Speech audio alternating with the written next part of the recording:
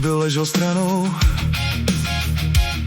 mezi prací, cigárem a rozdělanou zprávou. Rozsvítím displej a tam to na mě svítí.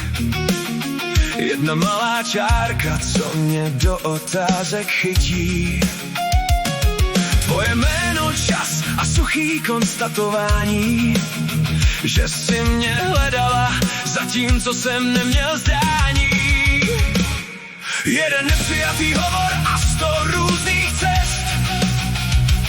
Chtěla si mi jen něco říct, nebo mě někam vést.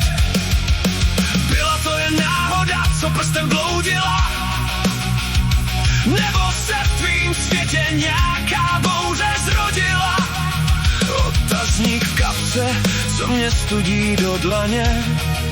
Odpověď se skrývá za tichem na téhle straně. Chtěla si se jen zeptat, jak se mi dnes daří, nebo si měla zprávu, co mi úsměv rozáří. Možná si chtěla pomoct, možná si měla strach, nebo si jen v rychlosti v mých stopách nechala prach.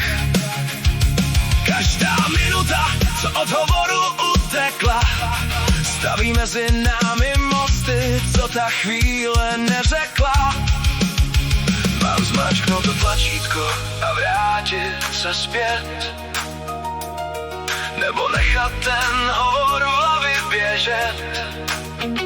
Je to jen impuls, co za vteřinu zmizí, nebo hovor, co změní věci blízké na cizí. Jeden nepřijatý hovor a 100 různých cest. Chtěla si mi jen něco říct, nebo mě někam vést. Byla to jen náhoda, co prstem bloudila, nebo se v tvým světě nějaká bouře zrodila. Otazník v kapse, co mě studí do dlaně. Odpověď se skrývá za tichem na téhle straně. Dívám se na to číslo. Zvednout, nezvednout.